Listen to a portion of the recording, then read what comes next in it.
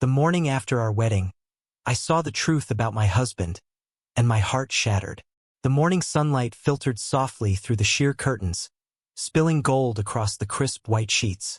I stirred awake slowly, feeling the warmth of the blanket around me and the faint scent of lavender from the candles we had left burning the night before. Everything felt surreal, almost dreamlike, as though the previous day had been a carefully scripted moment I wasn't sure I had actually lived. I turned slightly, expecting to see him asleep beside me, his face relaxed in the soft morning light. But instead, he was already sitting up, scrolling on his phone, his brow slightly furrowed. The quiet sound of his tapping on the screen felt loud in the otherwise peaceful room. I blinked, unsure whether to feel comforted by his presence or disturbed by the distance I suddenly noticed. My eyes drifted over the room, taking in the details I had barely seen in the chaos of wedding celebrations. The neatly folded towels, the half-empty coffee mugs on the nightstand, the soft hum of the air conditioning. The room smelled faintly of our champagne glasses from last night, mingled with the lingering aroma of the rose petals I had scattered earlier. Everything seemed perfect, and yet, there was a subtle tension that prickled at the back of my mind. I sat up fully, brushing a strand of hair from my face, and watched him as he scrolled, oblivious to my gaze. He smiled briefly at something on the screen, but it didn't reach his eyes. There was a stiffness to his shoulders, a hesitation in the way he leaned back against the headboard, and I couldn't explain why it made my stomach twist. I tried to brush it off, telling myself I was imagining things after such an emotionally charged day. The soft rustle of the sheets as I swung my legs over the side of the bed was accompanied by the faint sound of traffic from outside, ordinary and grounding. I padded across the room to the small balcony, feeling the cool morning air brush against my bare arms. The city below was waking up slowly, lights flickering off one by one as the sun climbed higher. I drew a deep breath, the air scented faintly with morning dew, trying to anchor myself in this moment of supposed happiness. He didn't follow me, and I noticed for the first time how quiet he was, so quiet it felt unusual. I glanced over my shoulder and caught a brief flicker of something in his expression, almost like guilt, but I wasn't sure. My heart felt heavier than it should have, even in the glow of our wedding bliss. I shook my head slightly, scolding myself silently for reading too much into a morning after a night of celebration. I returned to the bed to retrieve my phone and noticed a small, crumpled envelope lying on the nightstand. It wasn't addressed to me, and there was no note, just my husband's name written in neat, careful handwriting. I hesitated, my fingers hovering over it, feeling a prickle of unease I couldn't quite place. Something about it seemed out of place, though I tried to convince myself it was trivial, a leftover from a last-minute wedding errand. Sitting back on the edge of the bed, I ran my fingers through my hair and tried to focus on the memories of yesterday. The laughter, the dance, the way everyone had cheered as we kissed for the last time as single people. My chest felt tight, though, as if a shadow had crept into the room overnight. Even the sound of his soft breathing from the bed felt oddly unfamiliar, like I was noticing him anew, and not in a comforting way. I stood and walked slowly toward the window again, letting the sunlight wash over my face. The warmth should have been reassuring, but it only highlighted the dissonance in my thoughts. I could feel the faint tension in my muscles, the way my shoulders hunched slightly, as if bracing for something I didn't yet understand. I focused on the scent of fresh linen, trying to ground myself in the sensory details, to remind myself that everything was supposed to be perfect. Finally, I returned to the bed, sitting cross-legged and letting my hands rest on my knees.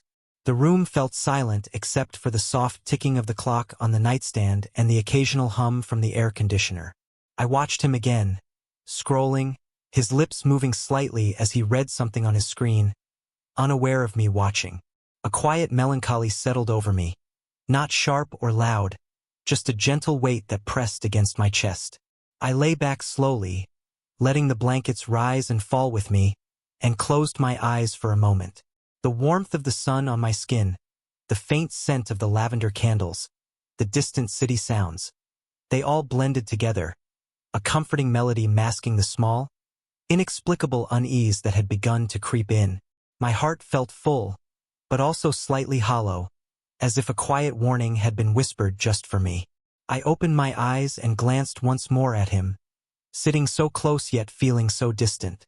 For a brief moment, I allowed myself to savor the memory of the wedding day, of all the smiles, the cheers, the love we had shared with family and friends. And then, a subtle pang of uncertainty threaded through the moment, soft and almost imperceptible, leaving me with a quiet question I couldn't yet articulate. I breathed deeply, letting the tension roll off my shoulders, telling myself it was just the afterglow of a long night. The soft warmth of the room, the gentle light, the mundane familiarity of our surroundings. All of it should have been enough. But in that quiet, perfect morning, something shifted in the air between us, unspoken and delicate, leaving me with a faint, uneasy pulse at the center of my chest. I poured myself a cup of coffee, the rich aroma filling the room, hoping it would ground me and settle the flutter of nerves in my chest. The steam curled upward, warm against my face, and for a brief moment I allowed myself to think everything was normal. But when I looked toward him again, he was still hunched over his phone, thumbs moving quickly, eyes flicking with attention that didn't belong in the calm morning light. The way he avoided my gaze made my stomach knot. I tried to convince myself it was nothing, that the wedding day had been exhausting and maybe he just needed a quiet moment. Still, the small details gnawed at me. The way he jumped slightly when a notification pinged, the slight twitch in his jaw, the way he tapped the screen a little too forcefully. Something felt off, and I couldn't ignore it. I sat across from him at the small breakfast table in our suite, the white linen tablecloth crisp beneath my fingertips. I took a sip of coffee and watched him glance toward the door as if expecting someone, or perhaps dreading a knock. The sunlight glinted off the silverware, and I noticed a faint crease between his eyebrows I hadn't seen before.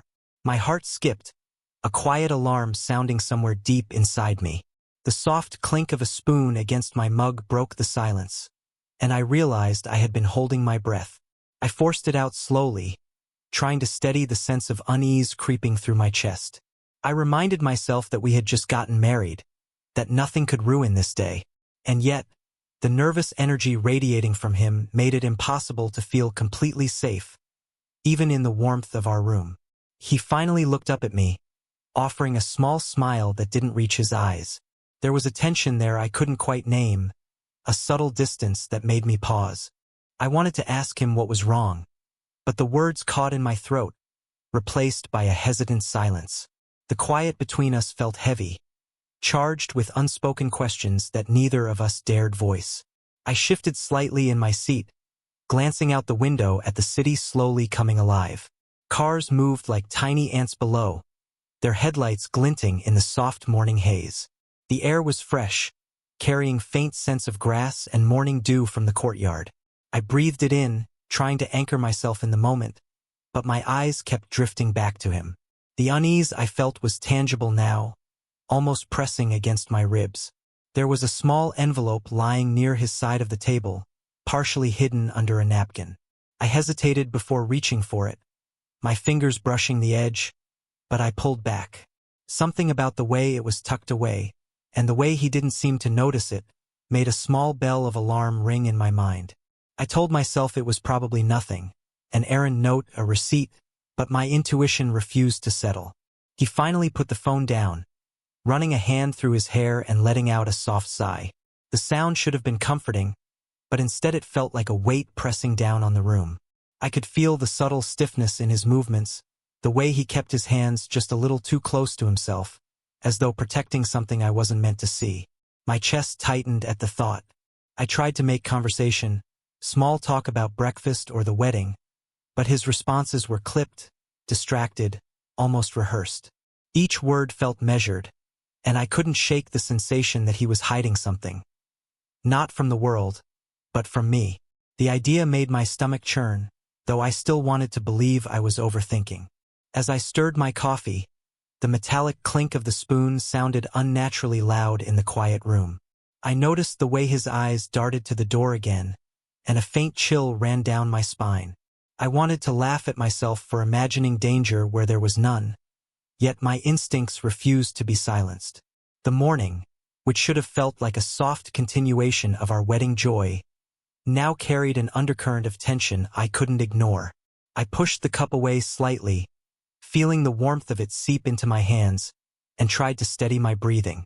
There was a quiet ache behind my ribs, a low thrum of anxiety mingled with confusion.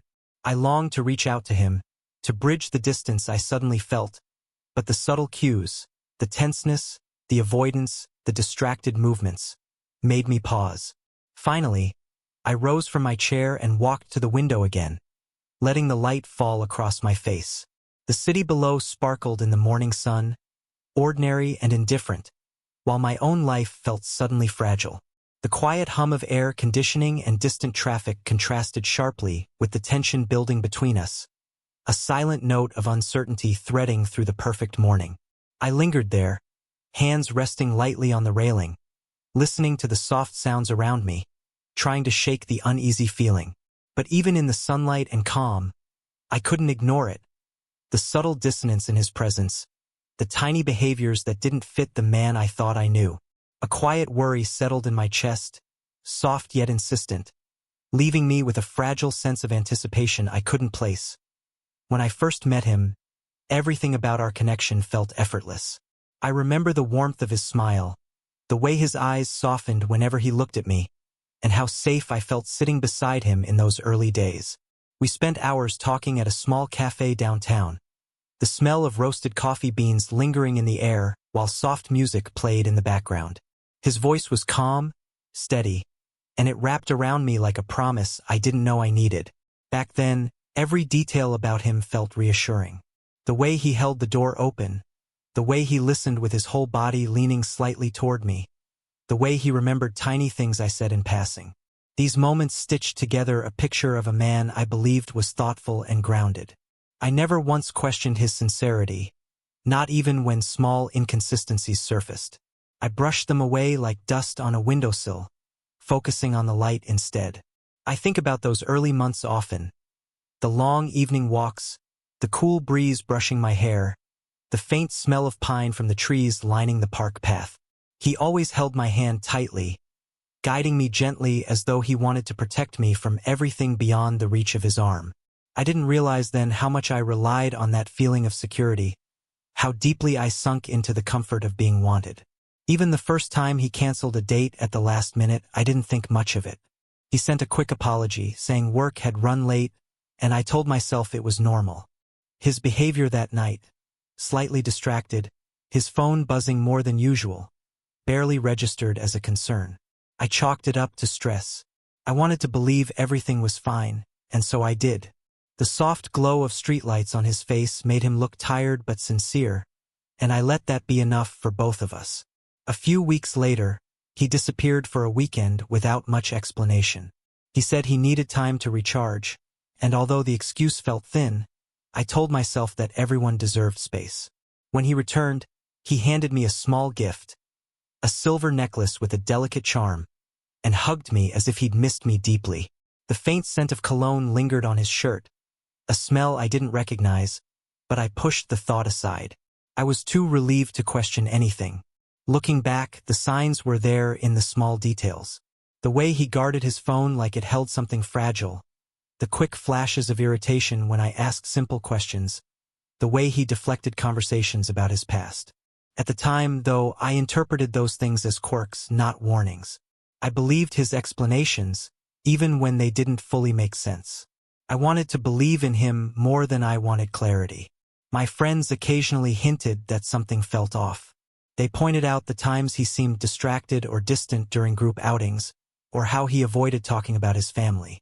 I laughed it off, brushing their concerns aside with an ease that now feels naive. I thought I knew him better than anyone else. I thought the quiet moments we shared, the late-night talks, the warmth of his hand on my back, meant something deeper, something unshakable. There were nights when he'd come over smelling faintly of cigarette smoke, even though he told me he didn't smoke. I asked once, and he said he'd walked past someone outside his office. I believed him. I didn't want to imagine a version of him that didn't fit the story I'd built in my mind. Love, or what I thought was love, has a way of softening edges that should stay sharp. It convinces you that questions are unnecessary, that doubts are disloyal. As we grew more serious, he became even more attentive. He took me on weekend trips, planned small surprises, and held me close in ways that felt intimate and grounding. He looked at me like I was the center of his universe. Or maybe he looked at me the way he thought I wanted to be looked at. I didn't know then that sincerity and performance can mimic each other so convincingly. Even now, I can still picture the way he kissed my forehead when we talked about marriage.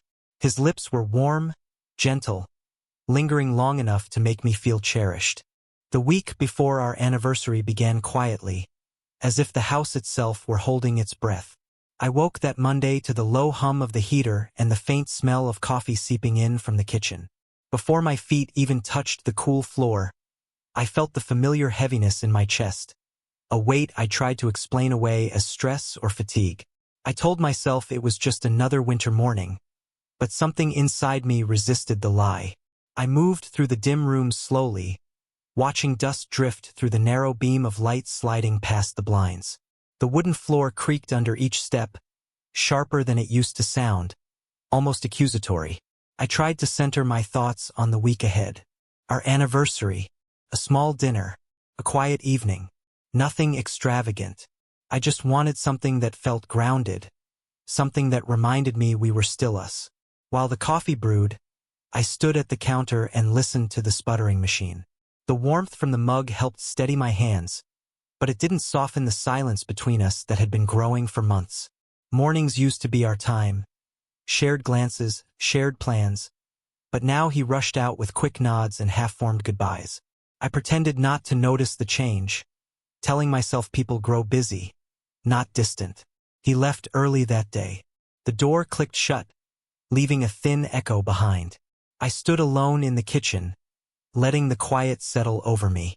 I tried not to feel disappointed, but it pressed in anyway. I had imagined this week starting differently, something gentle, something hopeful. Instead, the house felt hollow, its stillness almost too loud. I filled the time with small chores, sorting mail, folding laundry, wiping down counters already clean. The scent of detergent lingered on my fingers as I folded shirts into neat stacks. These routines kept me grounded, but they also reminded me how much of my life had become quiet maintenance, holding things together without acknowledgement. Around noon, I stepped outside for air. The winter cold brushed against my cheeks and seemed to tighten the air around me. Cars rolled by with soft humming engines, and a neighbor waved from across the street. Everything looked ordinary, but the heaviness didn't lift. I wondered if anyone else could sense when something in their life was shifting, the way the ground feels before a storm. Back inside, the house felt chillier than before. I wrapped myself in a blanket and sat on the couch, tracing the texture of the fabric with my fingertips. I thought about our earlier years, light-hearted dinners, easy conversations, long drives just to be together. Those memories rose like warm air, then cooled as they reached the present. I tried to shake them off before they made me spiral. The afternoon light slipped across the walls, soft but cold. I listened for the smallest noises, hoping for signs of life in the house. It struck me how often I waited for him to text, waited for him to come home, waited for some sign that we were still connected. I hated admitting how much space he took up in my thoughts, even when he wasn't near. He returned home after sunset.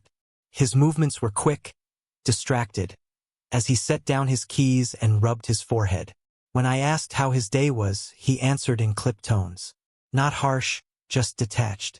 I nodded and let it pass. I'd grown used to reading between lines that no longer said much. At dinner, the scraping of forks against plates seemed louder than usual. We spoke almost mechanically about small things, the weather, a bill, a show he liked. Nothing meaningful. Nothing that reached the place inside me that still hoped for closeness. When he excused himself early to shower, I gathered the dishes, listening to the steady rush of water upstairs. Later, I sat alone in the living room again. The lamp cast a warm pool of light over the carpet, but the corners of the room stayed dark. I pulled my knees close and breathed slowly, trying to release the tension sitting under my ribs. I wanted to believe the week still held room for tenderness, that maybe things could feel different if we both tried. But as the night settled deeper into the house, the stillness felt heavier than ever. I stayed there a long time, letting the quiet press in, unsure whether the ache in my chest came from missing what we'd lost or fearing what we might no longer be able to repair. I sat there until the room grew darker, letting the last traces of daylight fade across the wall. In that quiet stretch of time, I felt the weight of the week ahead settling over me. Present.by Tuesday morning. The distance between us felt sharper than it had the day before. I noticed it in the way he avoided my eyes at breakfast. He moved around the kitchen with quick, practiced motions, as though he wanted to finish each task before I could ask anything. The air felt tight between us. I watched him stir his coffee without tasting it, his gaze fixed on the window. His shoulders were tense, like he expected trouble before it arrived. When he finally spoke, his voice carried a distracted flatness that felt foreign to me. I recognized the tone but hated how familiar it had become. I nodded through his small updates about work, even though each word felt distant. He didn't ask about my day, and I didn't remind him to. After he left, the house felt strangely hollow, like his absence echoed louder than his presence. I stood in the doorway, listening to the silence settle back in. I tried filling the day with ordinary chores, hoping movement would quiet my thoughts. But each small routine made me realize how disconnected we had become. When I folded laundry, I paused at his shirts, noticing how they carried faint scents I didn't recognize. It left a slow ache blooming under my ribs. I reminded myself that people change in subtle ways, even after years together. Still, the shift in him felt less like growth and more like retreat. Around noon, I stepped outside to breathe in the cold air, hoping it would clear my mind. The breeze stung my cheeks and made the day feel sharper. Neighbors moved around their yards, chatting easily, unaware of the heaviness sitting in my chest. I wished my life felt that uncomplicated again. Back inside, the heater hummed while I stood in the hallway, absorbing the warmth. Even then, the comfort didn't reach the unease settling in my stomach. I tried reading for a while, but each page blurred into the next. My mind kept drifting back to his sudden shift in tone and energy. By mid-afternoon, I found myself pacing the living room, barefoot on the cool floor. I pressed my palms together, trying to steady the restless feeling. The more I tried to dismiss the tension, the more it clung to me. I felt like I was tiptoeing around shadows I couldn't name yet. When he texted that he'd be late, the message was brief and emotionless. I stared at the screen, feeling something inside me slip a little further. I typed a quick reply, though my fingers hesitated. Even a simple response felt like trying to hold onto something that kept pulling away. Dinner felt unnecessary, but I cooked anyway, letting the quiet sounds of boiling water fill the space. The steam fogged the window above the sink. As I ate alone, the clink of my fork against the plate felt too loud. The house had become a place of echoes instead of conversation. Later, I sat on the couch with a blanket around my shoulders, watching headlights pass through the blinds. Each passing car felt like a reminder of waiting. When he finally came home, his greeting was soft but distant. His smile didn't reach his eyes, and he seemed eager to move past me. I watched him set his things down, noticing how he kept his phone angled away. The small movement tightened something deep inside me. He spoke about his long day with rehearsed ease, offering details that felt carefully chosen. I listened closely, even though my chest felt heavy. The scent of unfamiliar cologne lingered on his jacket when he passed me. It wasn't unpleasant, just not something I had ever smelled on him before. We sat in the living room, but not together. He scrolled through his phone while I watched the shadows on the wall gradually stretch. Every so often he glanced at me, offering thin smiles that vanished quickly. I tried returning them, though mine felt just as fragile. Eventually he headed upstairs, claiming exhaustion. His footsteps were quick, almost hurried, and the tension followed him up each step. I stayed downstairs a while longer, letting the warm lamplight steady my breathing. The house felt different than it had even weeks earlier. As I traced the stitching on the couch cushion, I wondered when our conversations had grown so short. I missed the comfort in his voice. By the time I walked upstairs, the bedroom lights were already off. His quiet breathing filled the dark room, steady but unfamiliar somehow. I lay beside him, staring at the ceiling, feeling the distance stretch across the mattress. The silence wrapped around me like a second blanket. In that stillness, I realized how easily a home can shift when connection fades. I closed my eyes, letting the quiet settle into my bones that I woke the next morning with a tight feeling in my chest, the kind that settles before your eyes even open. The room felt colder than usual. For a few seconds, I lay still, listening to the faint whir of the ceiling fan. Its steady rotation did nothing to soothe my restless thoughts. As I pushed back the blankets, the cool air brushed against my legs. I felt a shiver that had little to do with temperature and everything to do with unease. Downstairs, the kitchen lights were already on. He stood near the counter, shoulders slightly hunched, scrolling through his phone with quick, deliberate motions. He didn't hear me at first. The glow from the screen highlighted the tension in his jaw, the way he pressed his lips together between breaths. When he finally looked up, his expression shifted too quickly into something neutral. It felt like watching someone slip into a mask. I greeted him softly, testing the mood, but his response was short, familiar but hollow. The warmth he once carried in the mornings wasn't there. He grabbed his keys and coffee, brushing past me with a gentle touch to my arm. It was meant to seem affectionate, but it felt rehearsed. After he left, the silence returned with its usual heaviness. I lingered in the doorway longer than I meant to, staring at the spot he'd just stood. I tried to shake it off by starting a load of laundry. The detergent scent filled the room, sharp and clean, but even that couldn't distract me. As I sorted clothes, memories from the past months surfaced. His late nights, his sudden bursts of energy that didn't match his explanations. There were evenings he came home unusually lighthearted, humming to himself, smelling faintly of a perfume I didn't recognize. I convinced myself it was nothing. I remembered the time he said he grabbed drinks with coworkers but came home with a shirt stained by something sweet, something floral. I let it go.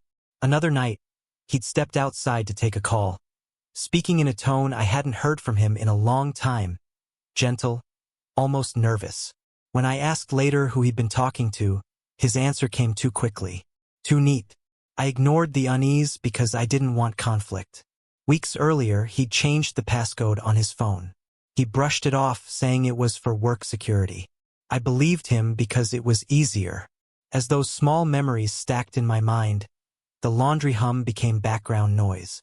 I folded shirts automatically, lost in thoughts I didn't want.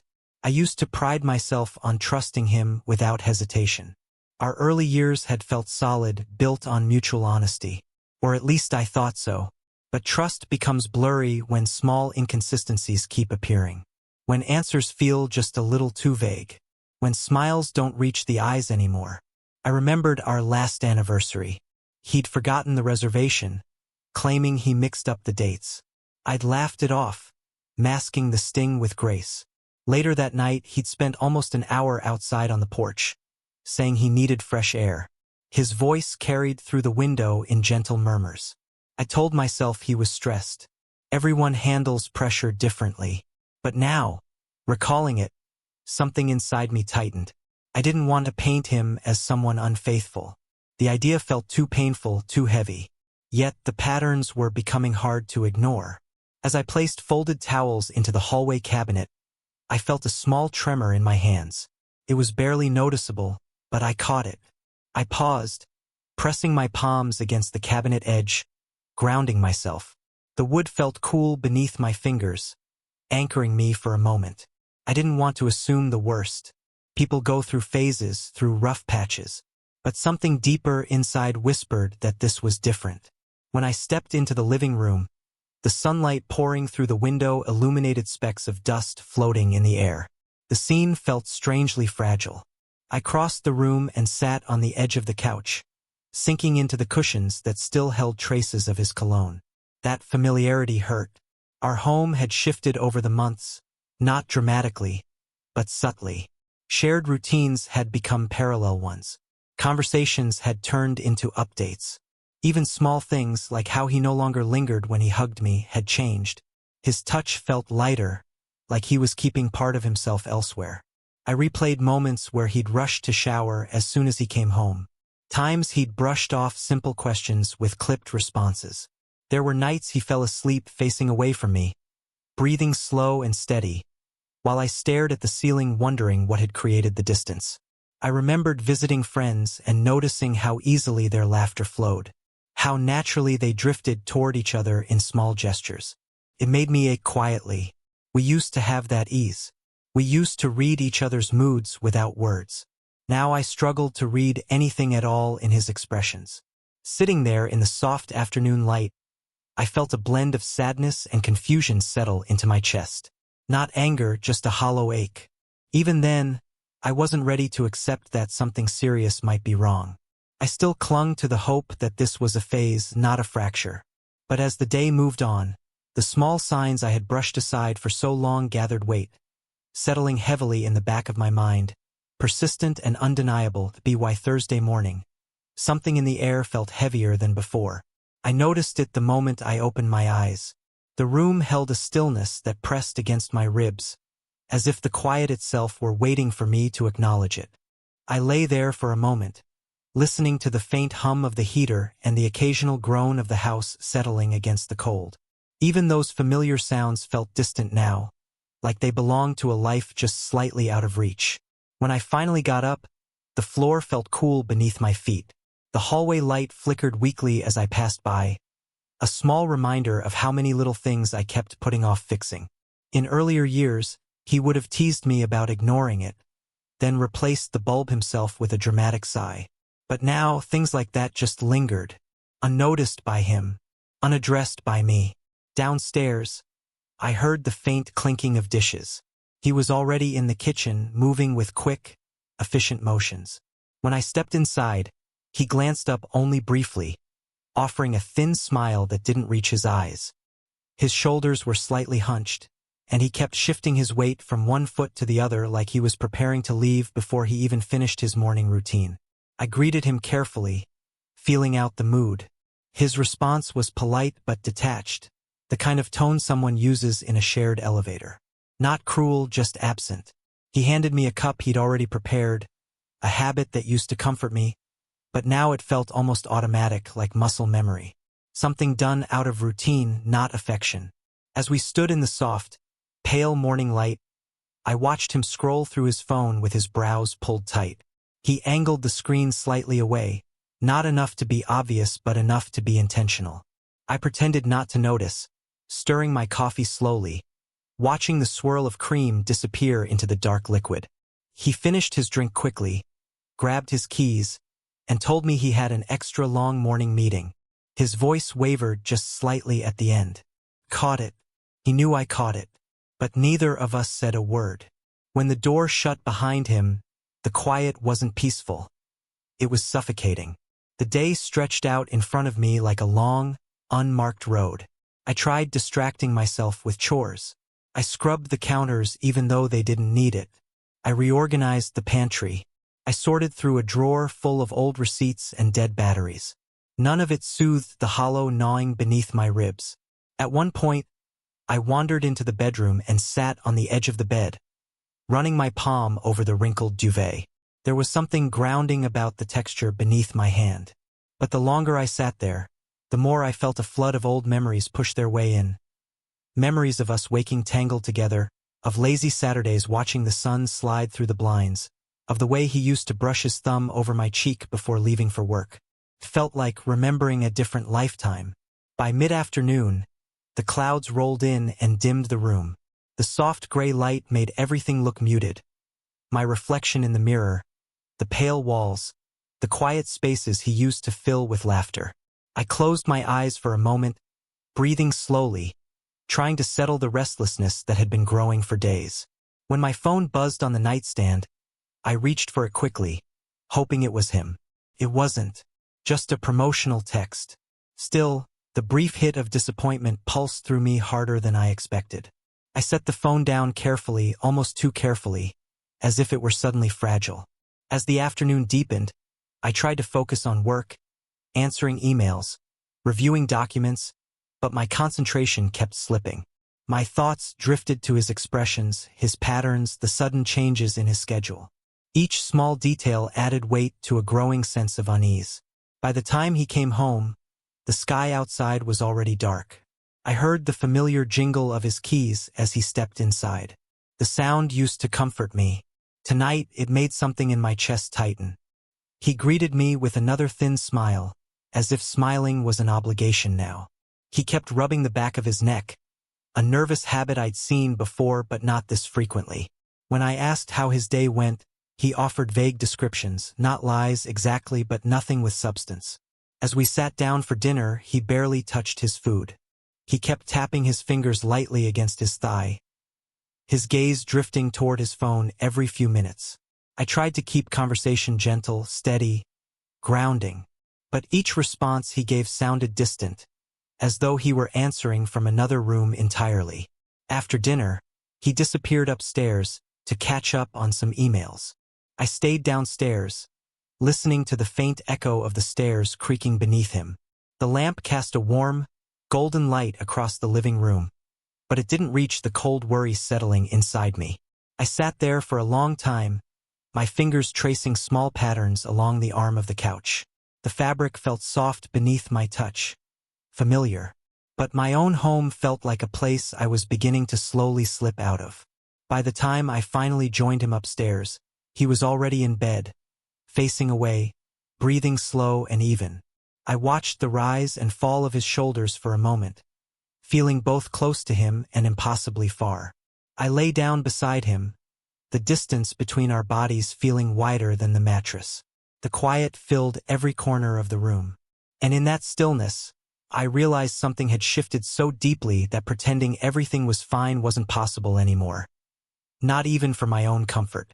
I closed my eyes, not because I was tired, but because I didn't know what else to do with the heaviness pressing into me. And in the dark, with only the faint sound of his breathing beside me, the week before our anniversary felt like a storm slowly gathering its strength. Even if I couldn't yet see the lightning by midweek, the unease growing inside me had turned into something I couldn't ignore anymore. It wasn't loud or dramatic.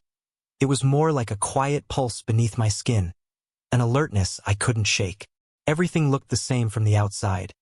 The kids still ran through the house.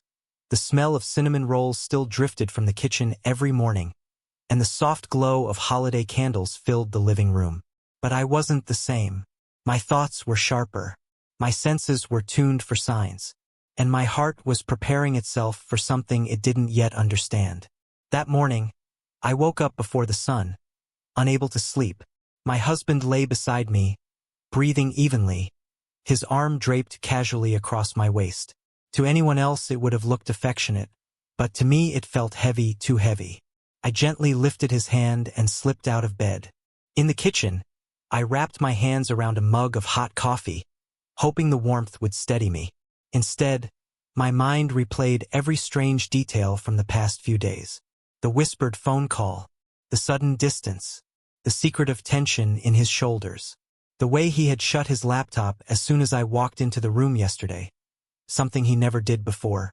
I told myself I wasn't going to jump to conclusions. I'd learned long ago that paranoia and intuition could look dangerously similar when you were scared. But I wasn't scared, I was aware. And the truth was circling me. Around 8 a.m., he came downstairs, smiling like nothing was wrong.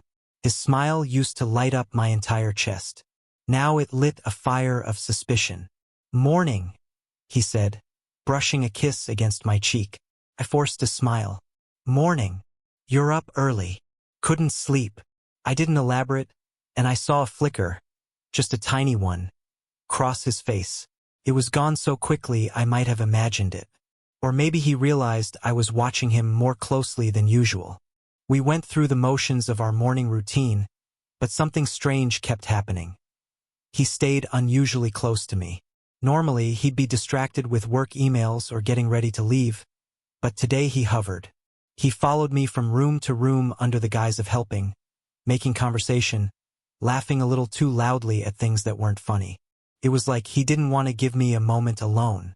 Or maybe he didn't want me to have the chance to look at something. A few hours later, he announced he had to run an errand. His tone was casual, too casual. "I won't be long," he said, grabbing his keys. I nodded, but inside my pulse spiked. If there was ever a moment to follow my instincts, it was now. The minute the door clicked shut and his car rolled down the driveway, something inside me snapped into action. I didn't want to be this person, checking, searching, digging, but love makes you brave in the strangest ways. And betrayal makes you thorough. I headed to his home office. It was quiet, too quiet. His laptop sat neatly on the desk, screen dark, like it had been waiting for me. For a moment, my hand hovered over it. I remembered how he once told me, with complete confidence, "You can always use my laptop if you need it. I have nothing to hide." Maybe that had been true then. I tapped the trackpad, and the screen flicked on. The login page glowed back at me. My stomach tightened. He had changed his password. He hadn't done that in years. A cold ache bloomed in my chest. He didn't just have secrets. He was protecting them. But a locked laptop wasn't going to stop me. My eyes drifted to the drawer beside the desk, the one he'd rushed to close last night. My fingers trembled as I pulled it open. Inside was a neatly folded stack of papers. Receipts, notes, printed emails. I picked up the top sheet and felt my heartbeat stutter. It was a reservation confirmation. For a restaurant. One we had never gone to together. One that was expensive enough to imply the occasion was special. The date? This week.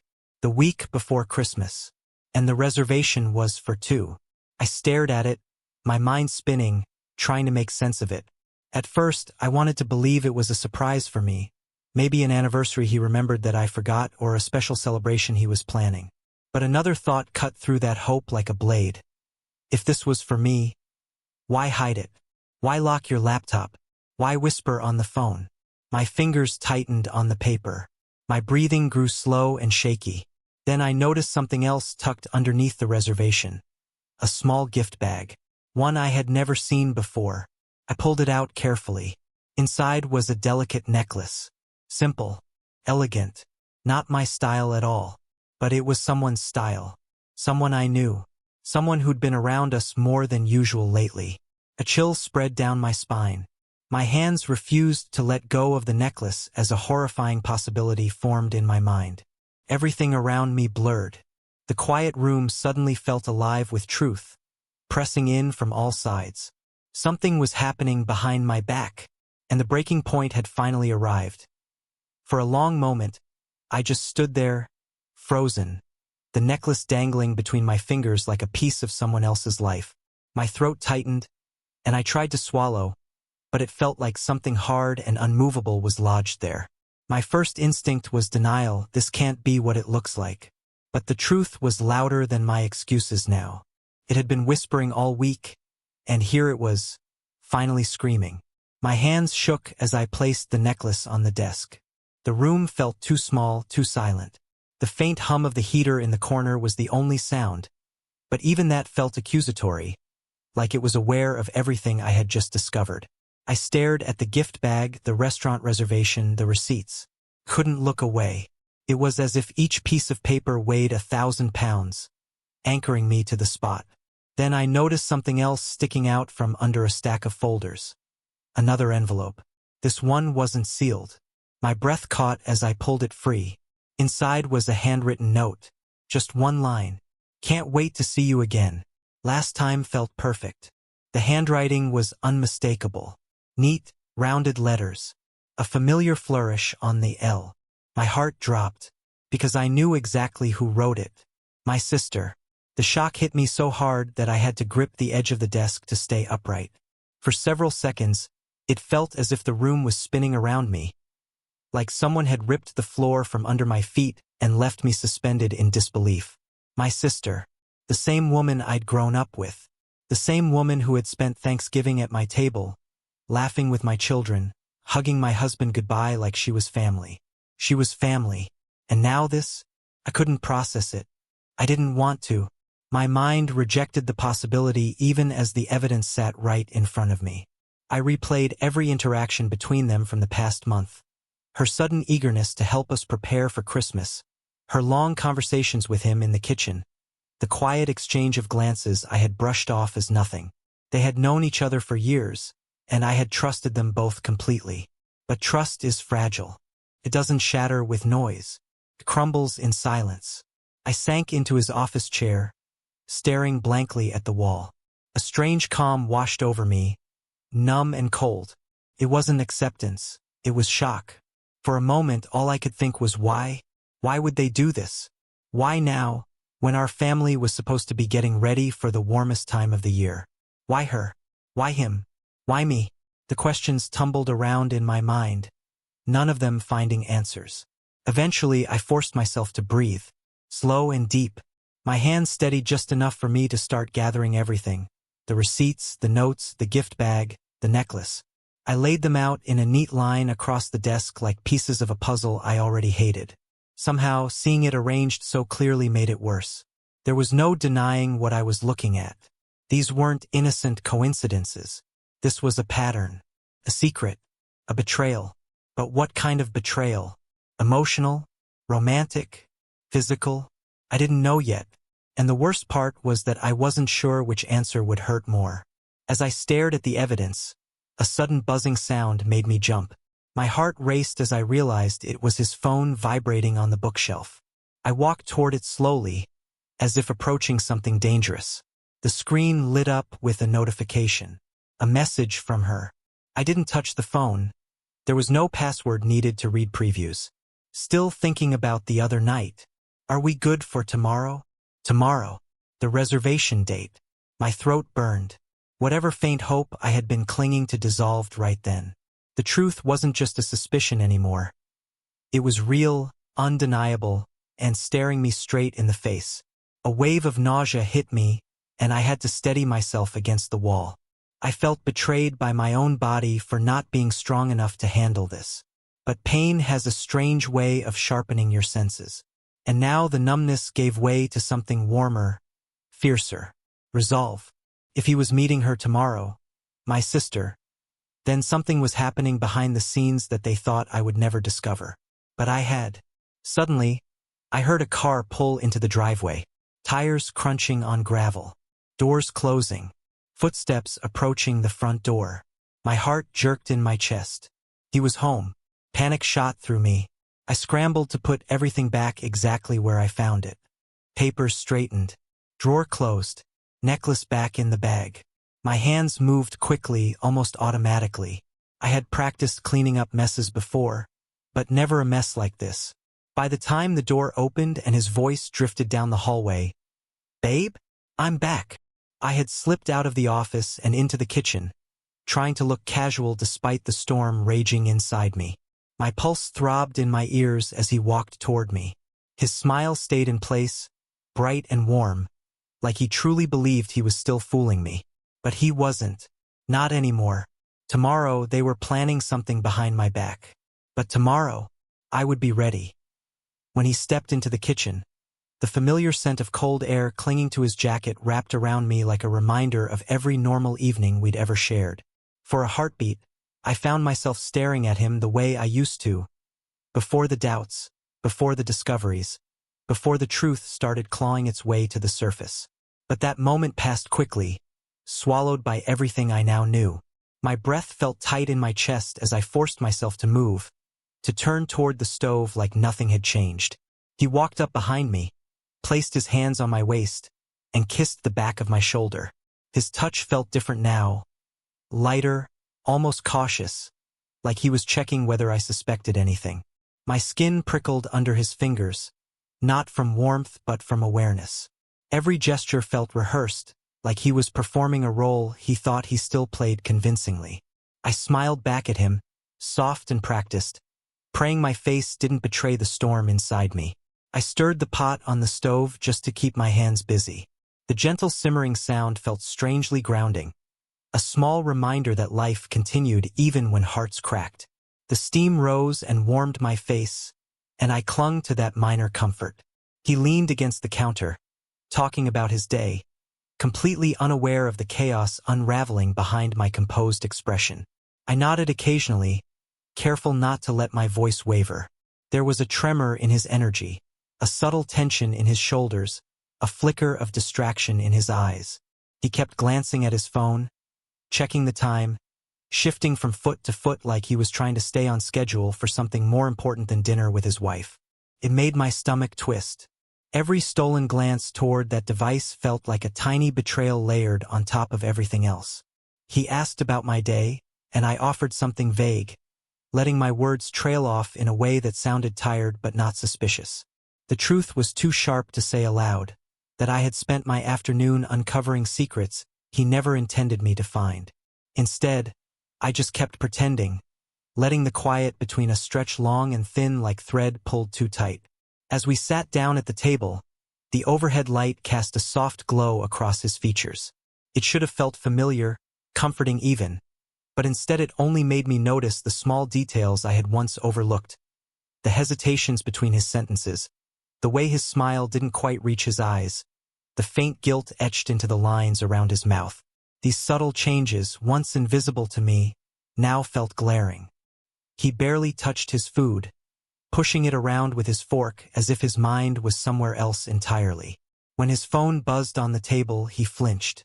Just slightly, but enough for me to see it. He turned it face down, offering me a quick explanation about some work thing he needed to handle later. I nodded, letting him believe his lie still worked, letting him think I was still the version of me who trusted him without question. But I was different now, and he didn't know it. I watched him with a strange detachment, as though I were observing someone I used to know. The man across from me wasn't the same person I'd built a life with. Or maybe he was, and I had just been too forgiving, too hopeful, too blind to see the truth sooner. Later, when we moved to the living room, he settled next to me on the couch, trying to act casual. I curled up with a blanket, letting it drape over my legs as a shield of softness against the cold truth sitting between us. The TV flickered with light, casting shadows across the room, creating a quiet atmosphere that would have once felt peaceful. But peace wasn't something I felt anymore. He slid closer, wrapping an arm around my shoulders. I stayed still, letting him think everything was normal. My heart beat steadily. Not fast, not panicked, just steady in a way that surprised me. Maybe it was the calm before the storm inside me. A quiet acceptance that pretending was my only option until I figured out what to do next. His attention drifted toward his phone again. When he excused himself to make a quick call, I listened to his footsteps retreat down the hallway, each one leaving a dull ache in my chest. From where I sat, I could hear the faint murmur of his voice. Low, private, the kind of tone people use when discussing things that are meant to stay hidden. He stayed gone for several minutes. I didn't follow. I didn't need to. The distance between us had already become its own kind of confession. When he returned, he seemed lighter, relieved even. He kissed my forehead and said he had to head out early the next morning for some errands. I nodded, tucking the blanket closer to my chin, pretending to yawn as though I were simply tired from the day. As he got ready for bed, I stayed in the living room a moment longer, letting the silence settle over me. The faint glow from the TV made the room feel empty in a way I hadn't noticed before. I reached out and turned it off, plunging the space into darkness. By the time I slipped under the covers next to him, he was already asleep, or pretending to be. I lay there staring at the ceiling, feeling the cool sheets around me and the quiet weight of unspoken truths pressing down like a second blanket. I didn't cry. I didn't shake. I just breathed, slowly and steadily, waiting for morning. Because morning meant answers. Morning meant watching him leave. Morning meant my next step. By Friday morning, the air in the house felt heavier, like it had absorbed all the tension of the week. Even the sunlight, streaming pale through the blinds, seemed muted, as though it knew I could feel the weight of everything that had shifted between us. I got out of bed slowly, pressing my feet against the cold floor. Each step carried a quiet awareness. Nothing would be simple today. Nothing would feel normal, not with the pieces of the puzzle I had already begun to notice. He was in the kitchen, as usual, moving with that careful, practiced efficiency that had become his habit. He didn't look at me when I entered. His focus was entirely on his coffee cup and the breakfast he was preparing. Even the subtle flick of his wrist as he stirred his drink felt deliberate, measured, like he was making sure not to give anything away. I swallowed, forcing a calm that I didn't feel. I asked about his day ahead, keeping my voice light. "Big meeting today?" My words were casual, but inside, every syllable carried the weight of suspicion. He nodded, gave a brief smile, and muttered something vague. He didn't elaborate. He never elaborated anymore. After he left, the house felt impossibly quiet. The kind of quiet that presses against your ears and makes your own heartbeat sound loud. I moved from room to room, checking on small tasks, dishes, laundry, sorting through mail, but my hands were mechanical. My mind kept replaying everything I'd seen. The receipts, the reservation, the necklace, the note. Each piece spoke louder than any conversation he'd ever had with me. I couldn't ignore it anymore. The lies had started to speak for themselves. Every "I was busy" explanation, every hurried excuse, every sudden change in schedule. All of it was pointing to the same conclusion. And yet, I forced myself to remain calm. I couldn't let him see that I was unraveling. Not yet. By mid-morning, I found myself sitting in his office again. The stack of papers, notes, and receipts from the other day lay neatly arranged in my mind, even if not physically. I replayed the small details I'd brushed aside before. The late-night calls, the perfume he'd been wearing that wasn't his, the moments he seemed distracted without reason. They were all pieces of a puzzle I hadn't wanted to admit existed. I noticed the faint sound of his car approaching the driveway. My stomach tightened, not with fear, but with sharp awareness. He was home, but I didn't need to confront him yet. I could wait. I had to wait. As he entered, he tried to act normal, to carry on as if nothing had shifted. "Hey," he said, handing me a coffee cup with that same practiced smile. I took it, nodding silently. My eyes lingered on his face, searching for micro-expressions, tiny cracks, anything that betrayed guilt. There were several, just enough to confirm that I wasn't imagining the truth. The day dragged on with the dull rhythm of tension. I kept myself occupied but also alert. Every glance, every word, every movement from him was now a line of evidence. He spoke about errands, about work meetings, about anything to fill the silence, but the words rang hollow. They were shields, they were lies, and I could feel them surrounding me, attempting to shape the narrative, even as I refused to accept it. Later in the afternoon, I found myself revisiting small details from the past week. The fleeting glances between him and her, the sudden enthusiasm for activities I hadn't noticed before, the secrecy that had become routine. Each memory made my chest ache. Betrayal is not loud. It whispers, and that whisper had grown into a roar I could no longer ignore. I poured myself a cup of tea, holding it between my hands for warmth. Steam curled around my fingers and rose toward my face, but it did little to steady me. Every sip was a reminder that life continued around me, even as my own world felt like it was quietly unraveling. He returned to the kitchen later, and I noticed him glance at his phone again. I could sense his hesitation, the micro-tension in his shoulders, the flicker in his eyes. It was a rhythm I had come to know this week, subtle and telling. I didn't speak. I didn't move. I just observed, cataloging every movement, every breath. The lies weren't perfect. Not anymore. I could see them cracking under their own weight, like ice beginning to split on a pond. He didn't know I could see through them, that I could hear the rhythm beneath the words, the timing between sentences that told me more than any confession ever could. By the time evening arrived, the tension had grown almost unbearable.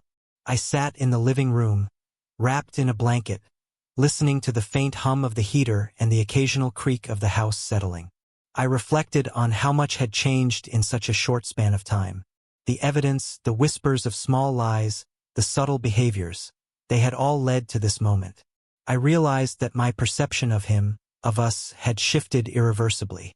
Nothing could go back to the way it was before. Not now. As I traced patterns on the arm of the couch with my fingertips, I accepted a bitter truth.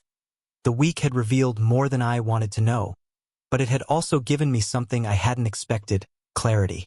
And with clarity came the quiet, simmering determination to act, to respond, and to reclaim control over the life I thought we shared. The night fell slowly outside, casting shadows that stretched across the room. And in that quiet darkness, I knew one thing for certain. The lies had started to speak, and I had begun to listen. Saturday arrived with an uneasy calm. The house felt like it was holding its breath, and I sensed that nothing could remain hidden today. Every creak of the floorboards, every distant hum of the heater, and even the faint sound of the wind outside seemed amplified. My mind was sharp, alert, scanning every corner for clues, every small detail for evidence. I couldn't afford to ignore it anymore, not after what I'd discovered. I got up early, moving quietly so as not to alert him. The bedroom was still dark except for a strip of morning light slipping past the blinds. He was still asleep, unaware of the storm inside me. I watched him for a moment, noticing the rhythm of his breathing, the rise and fall of his chest. It had once comforted me. Now it only reminded me of everything I no longer trusted.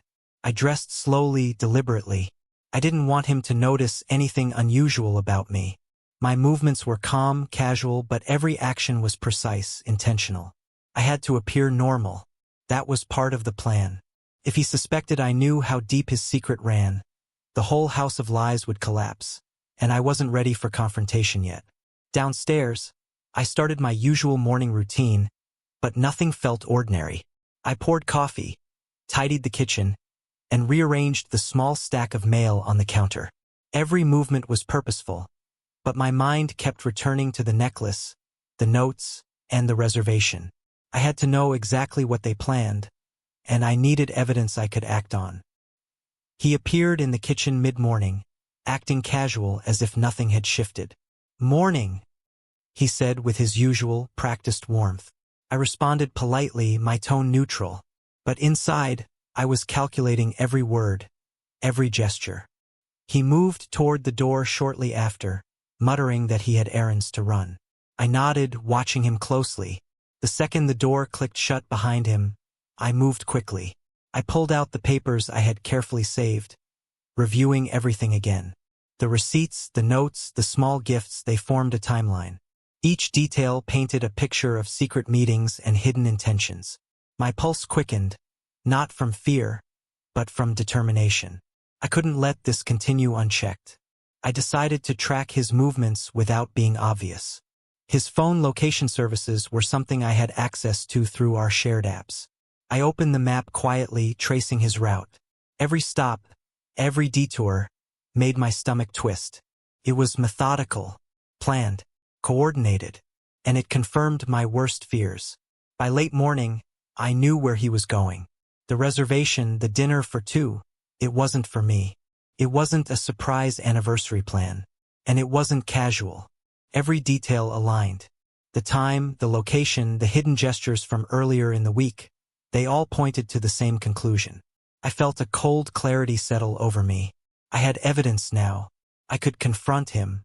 I could act. But I had to be careful. Rash actions wouldn't serve me.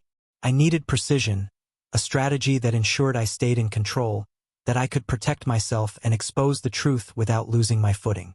I spent the rest of the afternoon preparing. I gathered the papers, the notes, and the gift bag.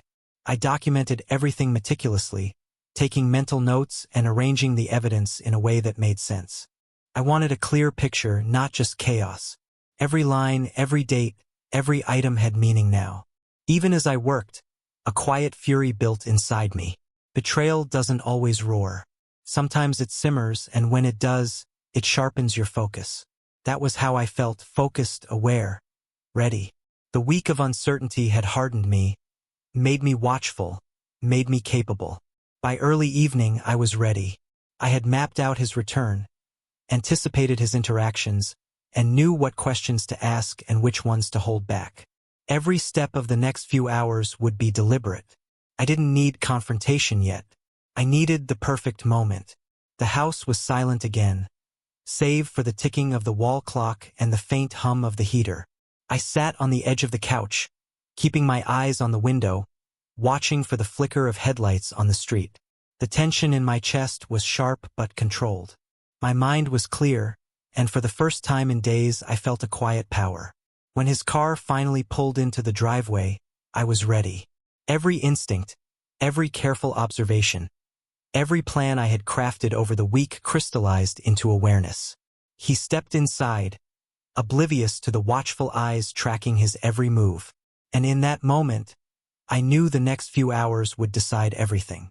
Not just the night, but the future of what we once called trust. I didn't rush. I didn't panic. I simply waited, steady, calculating, and completely aware of the betrayal that had been unfolding right under my nose. By Saturday evening, the house felt suffocating.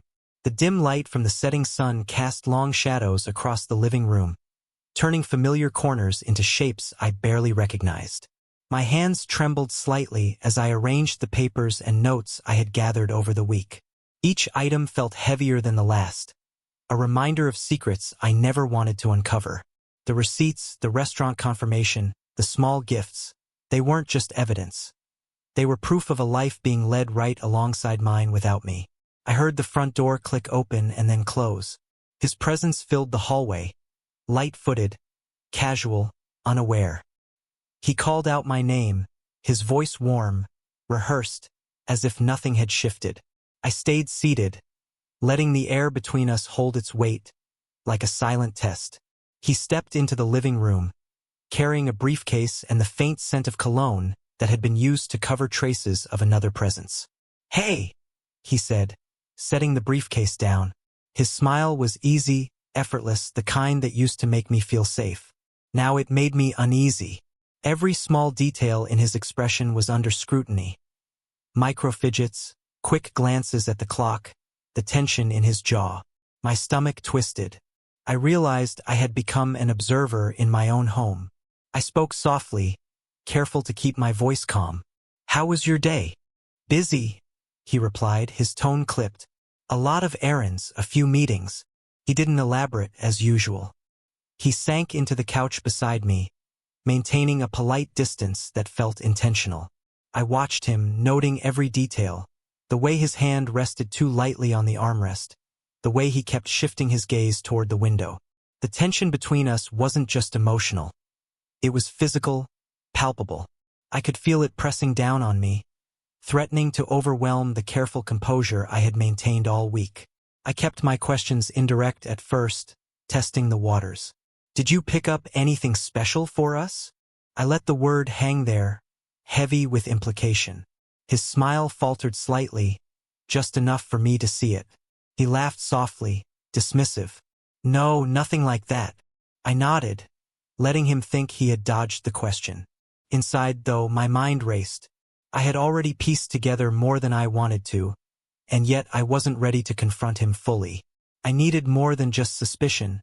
I needed undeniable proof, and I had that. Dinner passed quietly, each of us aware of the distance that had stretched between us over the past week. His conversation was controlled, measured, a mixture of casual updates and rehearsed anecdotes. My responses were calm, steady, but every word carried the weight of my scrutiny. I noticed a small change in his mannerisms, something I hadn't seen before. His hand lingered near his phone. He glanced at it frequently, his smile a little too quick, his laughter a fraction too forced. After clearing the table, I excused myself to the bedroom, pretending to grab a blanket. I paused in front of the mirror, studying my reflection. My face was composed, calm, almost serene, but my eyes betrayed a quiet storm.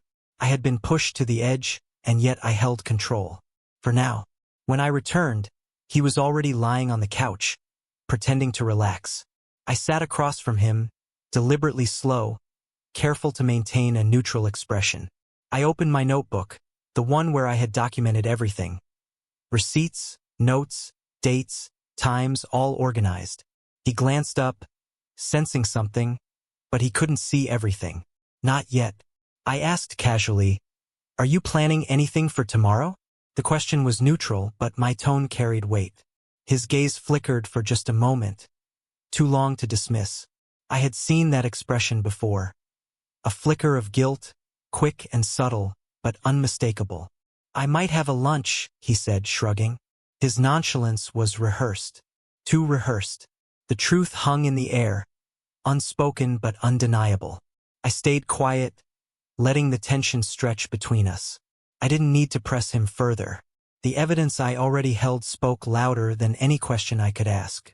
The minutes passed slowly, each one stretching longer than the last. His attempts at casual conversation fell flat, obvious in their effort to distract me. I maintained my calm, watching him carefully, cataloging his gestures, his posture, his fleeting expressions. Finally, he reached for his phone, pretending to check a message.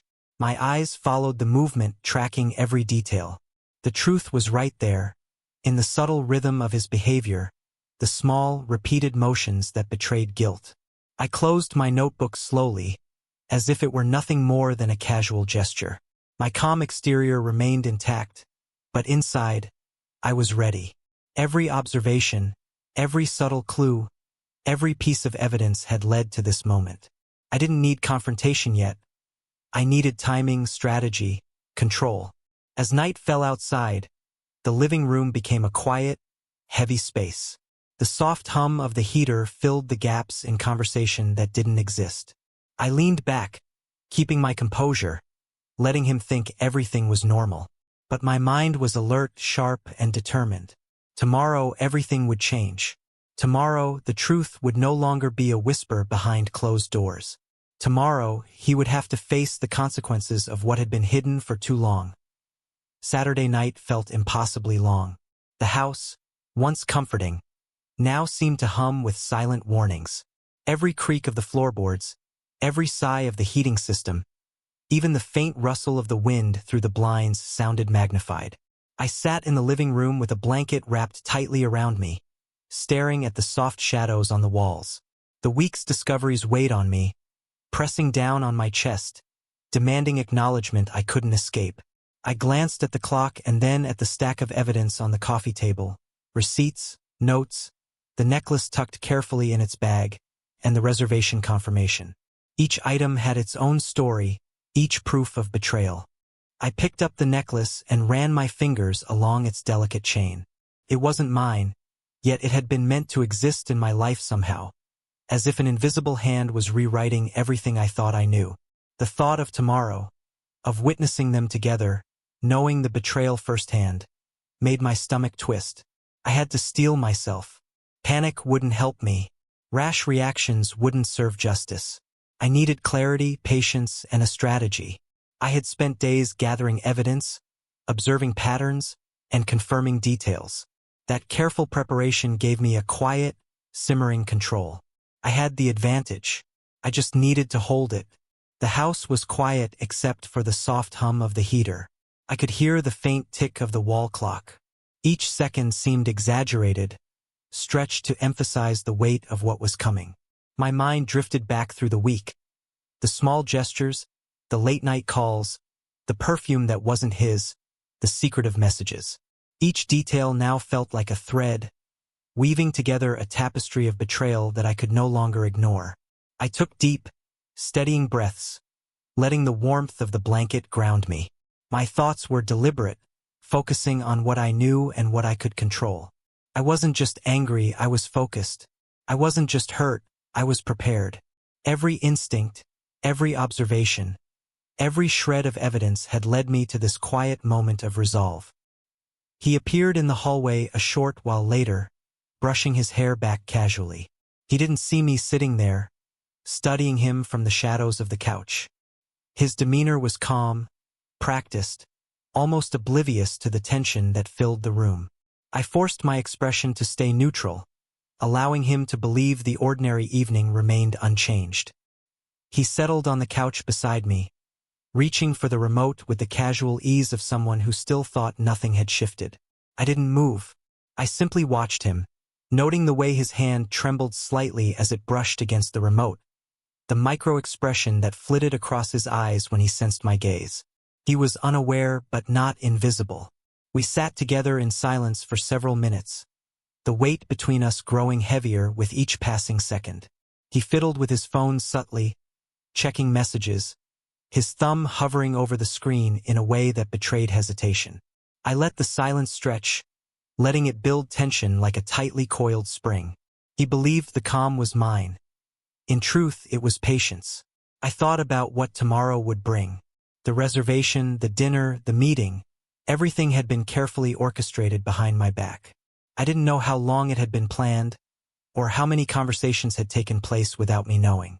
But I did know this: the truth would finally emerge, and I would be ready to witness it without faltering. For a long while, I stared at the muted glow of the lamp, letting my mind replay the week in precise order. Each moment of deception had a pattern, each subtle lie a rhythm. I had cataloged everything: the days, the times, the messages, the behaviors. I knew now that patience and observation were my strongest weapons. I picked up the notebook where I had meticulously written down every suspicious detail. Reading through my own notes, I felt a strange mix of anger and clarity. Anger for the betrayal, clarity for the foresight it had given me. The more I reviewed, the more confident I felt in my plan. I wasn't going to act recklessly. I wasn't going to confront blindly. I would be deliberate, composed, and precise. Even as the minutes passed slowly into night, I felt a strange calm settle over me. The storm of emotions, the hurt, the betrayal, the rage, was tempered by the knowledge that I had control. The truth, as painful as it was, would no longer be hidden, and tomorrow everything would change. I rose slowly, stretching and letting the warmth of the blanket fall to the floor. The house was quiet. My pulse had slowed, but my mind remained alert, racing through possible scenarios, rehearsing responses, anticipating excuses. I didn't need confrontation tonight. Tonight was for preparation. Tonight was for patience. Finally, I slipped into bed, lying beside him as if nothing had happened. He shifted closer, still unaware, still believing that the world was ordinary and safe. I closed my eyes, feeling the quiet ache of betrayal, but also the sharp edge of control that had settled over me. I would not be caught off guard. Tomorrow the lies would be exposed. Tomorrow I would see the truth. And tomorrow I would act with clarity and purpose. Sunday morning arrived, pale and quiet. The house was still, almost holding its breath, as if it knew the confrontation I had anticipated all week was finally here. I woke before him as usual, feeling the tension tighten in my chest. My hands were cold despite the warmth of the blankets, and the stillness around me seemed almost heavy with expectation. Today I would finally know the truth. Not just the hints, the small signs, or the suspicions that had haunted me, but the full, undeniable reality. I moved carefully, not wanting to wake him yet. My eyes scanned the bedroom for any details I might have missed before. The small, subtle gestures in our surroundings, the ordinary objects that suddenly seemed charged with hidden meaning, all reminded me of how much I had overlooked before. The week had transformed my perception of him and of the life we had built together. Nothing felt familiar anymore. I dressed slowly, deliberately, mentally rehearsing how I would handle what I was about to see. Every word I would speak, every reaction I would allow had to be measured. This wasn't a moment for rash anger. This was a moment for clarity. I had waited for this for days. Now, I had to ensure that patience and observation guided me, not emotion alone. The quiet in the house stretched, punctuated only by the faint hum of the heater and the distant chirping of birds outside. I moved into the living room and positioned myself near the window, where I could watch the driveway. Every sound, every movement outside would be part of the evidence I needed. The anticipation of what was about to unfold twisted in my stomach, a mix of dread and resolve. Soon enough, his car appeared, pulling into the driveway earlier than expected. I tensed, holding the notebook in my hands and rehearsing the questions I had prepared. But what I saw next made my chest tighten in a way I hadn't expected. It wasn't just him getting out of the car. He was not alone. A woman stepped out. Familiar, yes, but not the person I had assumed. Not my sister. My mind spun for a moment, racing to reconcile what I thought I knew with what I was seeing. The woman approached the front door, laughing softly at something he said. Her presence carried warmth, but not the kind that had been deceptive in previous interactions. Something was different. I watched, careful not to move too quickly. He opened the door and she stepped inside. The way he greeted her, the genuine smile, the relaxed tone, the absence of secrecy, made my chest ache with confusion. My carefully built narrative of betrayal suddenly faltered. I had assumed infidelity, lies, and deception, but the reality was more complicated, more layered. Minutes later, I learned the truth. She wasn't my sister, nor anyone with romantic intent. She was his sister's friend, recently widowed, who had been struggling through a difficult time. The small gifts, the reservation, the notes, they weren't romantic at all. He had been planning a surprise dinner to help her celebrate a personal milestone and support her emotionally. The necklace wasn't meant for her either. It had been a gift he borrowed from a friend to cheer her up, knowing she loved delicate jewelry. I felt my heart lurch, relief and guilt washing over me simultaneously. Every assumption I had made, every suspicion, every sleepless night spent planning, tracking, and analyzing. It had all been based on an incomplete understanding. My mind had filled in the gaps with fear, and I had nearly allowed it to define the reality of my marriage. Yet even as relief settled in, a quiet sadness lingered. I had spent so much energy imagining betrayal, feeling anger and hurt, that the truth felt almost anticlimactic. I realized that trust is fragile not because of the actions themselves, but because of how quickly our fears can convince us of the worst. He noticed me standing by the window, notebook in hand, expression tense. I felt my face flush, a combination of shame and residual adrenaline. He approached gently, placing a hand on my shoulder. His eyes searched mine for understanding. "I know it looks odd," he said softly. "I wanted it to be a surprise. I didn't want you worrying." I nodded, swallowing hard. I thought. My voice faltered, the words inadequate to explain the week I had endured, the weight of my assumptions, the hours spent imagining his betrayal. He took my hand and held it firmly. "You were worried because you care. That's normal. But I never wanted to hurt you." His voice carried sincerity, and in that moment, I realized how much I had allowed fear to cloud my judgment. I set the notebook down, letting the tension drain from my shoulders. I could feel the week's weight lift slowly, replaced by a cautious clarity. The truth, while unexpected, was not a betrayal at all. It was a reminder that sometimes our minds create shadows where none exist, that fear can distort reality, and that assumptions can almost destroy what we hold most dear. Even as relief settled over me, a small, stubborn lesson remained. Vigilance is necessary, but balance is essential. The human mind will always seek patterns, always imagine danger. But the line between reality and suspicion can be fragile, and crossing it too quickly can lead to needless pain. As he prepared to leave the house for his planned dinner, I stayed close, observing every gesture, every word. I had seen the truth now, but I also knew how easily perception can mislead. Today, I would carry forward not just the relief of knowing, but the humility of realizing how close I had come to acting on a false assumption. And in that quiet Sunday morning, as he stepped out the door and the soft sunlight spilled across the room, I finally understood the power of truth, and the cost of imagination left unchecked. The house felt different after the truth was revealed. The shadows that had seemed so heavy earlier in the week were gone, replaced by a soft, muted light that reflected off the walls in a way that made everything look calmer. I sat on the couch, letting my body sink into the cushions, and tried to process what had just happened.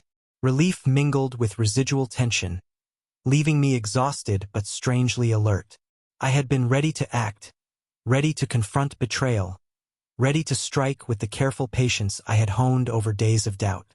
And yet, the reality had been far more innocent than my mind had imagined. I thought back over the week, the moments of fear, the careful observation, the hours spent tracking his movements, analyzing his behavior, and cataloging the smallest details. My pulse quickened as I realized how intensely I had allowed my imagination to dictate my actions. I had almost let suspicion take control. Almost. But instead, I had waited, watched, and prepared. That patience had allowed me to see clearly, to avoid a confrontation built on misinterpretation, and to preserve what mattered most. There was a quiet lesson in all of it. Trust, I realized, is not fragile because of others' actions but because of how easily our minds can twist reality. In my desire to protect myself from imagined betrayal, I had created a narrative of deceit that didn't exist. The necklace, the notes, the reservation, they were never meant to deceive me. They were meant to help someone else, someone vulnerable, someone in need of support. And my assumptions had nearly obscured that truth. Even as relief settled in, I couldn't ignore the emotional residue. My heart still ached from the intensity of the week, from the near-constant tension and fear. My body remembered the nights of sleeplessness, the moments of heightened awareness, and the gnawing anxiety that had crept into every corner of my thoughts. I realized that even though the situation was resolved, the emotional weight remained. It had been a test, not just of trust in him, but of trust in myself, in my ability to see clearly, and in my patience. I thought about him, the way he had carried the secret for days, trying to orchestrate a surprise, trying to help someone else without alarming me. He hadn't anticipated the depth of my suspicions, nor how my mind had turned every small gesture into evidence of betrayal. And yet, he had acted with care, ensuring that no harm would come to our relationship. That in itself was a revelation. That intentions matter just as much as appearances, and that the heart of someone you love can act in ways you might misinterpret until you see the full picture. As the afternoon sun filtered through the blinds, I began to breathe more fully. The lingering tension that had coiled in my chest all week began to loosen. My hands, once restless and jittery, rested calmly in my lap. My mind, once racing through scenarios of confrontation and exposure, now had room for reflection. I understood that my own fears had nearly dictated my actions, but they hadn't. I had waited. I had observed. I had preserved clarity. I wandered through the house, noticing small details I had overlooked in my anxiety. The kitchen table, the cushions on the couch, the faint smell of coffee lingering from the morning. They all seemed ordinary again, yet charged with the awareness of how fragile perception can be. Life had returned to a quieter rhythm, but I had changed. My instincts were sharper, my patience deeper, and my understanding of trust more nuanced. Later, when he returned from his planned dinner with the friend he had been helping, I greeted him calmly. There was no accusation, no lingering suspicion, only a quiet acknowledgement of what had passed. We talked briefly, and I noticed the relief in his posture, the gentle smile that reached his eyes. The tension that had defined the week dissolved, replaced by mutual understanding. I realized, too, that I had learned something about myself. My vigilance, though fueled by fear, had been necessary. My careful observation had protected me from acting prematurely, from confronting a situation based on imagination rather than fact. And yet, I had also learned the cost of unchecked assumptions, the sleepless nights, the tight chest, the emotional exhaustion. I understood now that patience and clarity are as important as awareness. As evening fell, I sat quietly in the living room, letting the gentle hum of the heater and the soft glow of the lamps fill the space. The necklace, still tucked safely away, seemed almost symbolic, a reminder of how small objects can carry enormous meaning, depending on the eyes that interpret them. I thought about how easily I had read betrayal into something that had been entirely innocent, and I resolved to carry forward a more measured perspective. By the time night came, the house felt warm again. The quiet was comfortable, not oppressive. I reflected on the week with a sense of cautious gratitude, for the clarity I had gained, for the patience I had exercised, and for the trust that had ultimately been preserved. The storm of suspicion had passed, leaving behind lessons I would not forget. Tomorrow, life would resume its normal rhythm. But the awareness, the vigilance, and the understanding I had gained would remain, quietly guiding me through the days ahead. And in that calm, I felt the first real sense of peace since the week had begun. The week had left me exhausted, both emotionally and physically. Even after discovering the truth, I felt the lingering tension of what could have happened, the storm I had imagined and nearly prepared to confront. But in that exhaustion, I realized something crucial. Revenge doesn't always need to be loud or aggressive. Sometimes the most powerful response is subtle, measured, and strategic. The knowledge I had gained over the week gave me a kind of quiet power that I could wield without shouting, without confrontation, without chaos. I spent the next day carefully observing, reflecting, and reorganizing my thoughts. I didn't need to punish him. There was no betrayal to punish. What I did need was to reclaim control of my own perception, to assert the clarity I had earned, and to reinforce boundaries for my peace of mind. Revenge, in its purest form, sometimes meant protecting oneself from future doubts and ensuring that trust was rooted in awareness. I began small, starting with the routines of the house. The spaces that had once felt heavy with suspicion became structured with deliberate order. Each object, each document, each note was placed with intention. It wasn't about control for the sake of control. It was about creating a clear mental space where I could act thoughtfully rather than react impulsively. My environment mirrored the clarity I had fought to achieve. Next, I focused on communication. I didn't accuse or interrogate. Instead, I shared small, deliberate truths about my observations and feelings, not as a confrontation, but as a framework for mutual understanding. I said things like, "I noticed your focus has been elsewhere this week, and it worried me," and "I need transparency when things feel uncertain." These statements were calm, precise, and direct. They conveyed the power I had gained without needing to escalate drama. The effect was immediate. He responded not with defensiveness, but with attentiveness. He realized that my awareness had grown, that the patience I had exercised over the week wasn't passive. It was intentional. He understood that I was capable of observing, evaluating, and acting if necessary. That understanding itself became a form of quiet justice, more effective than any argument could have been. I also took time to reinforce my own boundaries. I recognized that the tension of the past week had shown me areas where I had allowed assumptions to dominate. I decided to cultivate habits that would prevent similar situations from consuming me in the future. Documenting important details, practicing mindfulness, and maintaining a deliberate awareness of actions and patterns without jumping to conclusions. These practices weren't about mistrust. They were about self-protection, about ensuring that my peace and clarity couldn't be undermined by fear. As the days passed, I noticed subtle shifts in our interactions. The atmosphere in the house grew lighter, more genuine. I felt a quiet satisfaction in knowing that my careful, deliberate patience had prevented conflict. I had reclaimed control without confrontation, protected my emotional well-being, and allowed truth to emerge on its own terms. That, I realized, was a far more powerful statement than anger or accusation could have made. I even allowed myself small acts of private assertion, keeping the notebook, revisiting the details I had gathered, reflecting on patterns, and mentally rehearsing scenarios for the future. These weren't aggressive acts. They were reminders to myself that I could remain vigilant without losing my composure, that I could safeguard my emotions while maintaining respect for others. It was a mental dominance that was invisible to anyone else but profoundly empowering to me. By midweek, I began integrating this clarity into our routines. Conversations flowed more openly, small gestures of consideration were noticed and appreciated, and the previous tension, the imagined betrayal that had weighed so heavily, was replaced with genuine connection.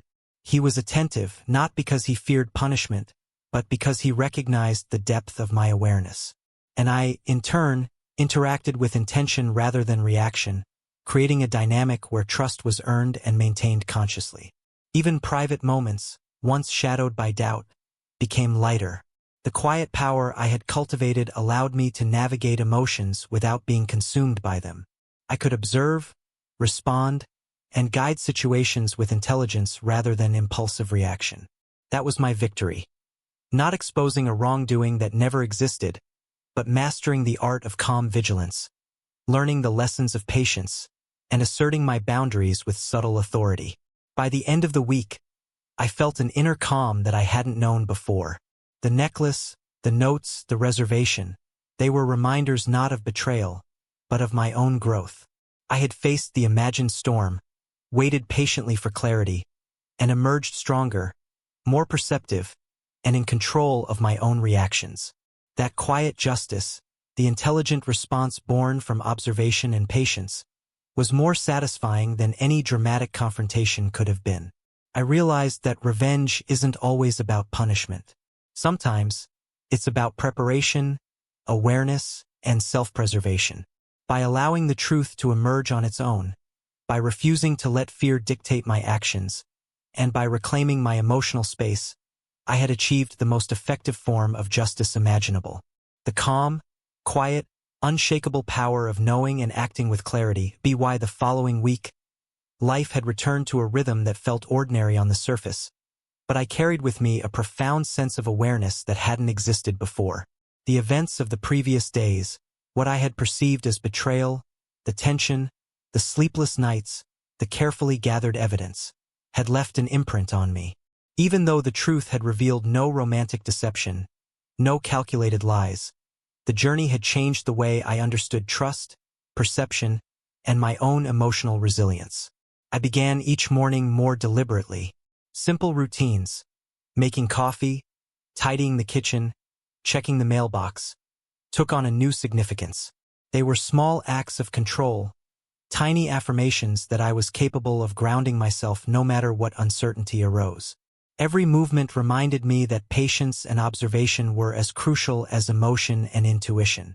My awareness was no longer passive. It had become an active part of my life, a tool I could wield with care. At first, I worried that I might feel lingering resentment toward him, even after learning the truth.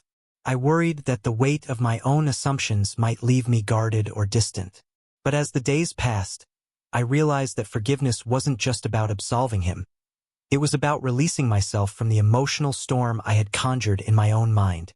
Understanding replaced suspicion, and reflection replaced anxiety. I also recognized the importance of communication.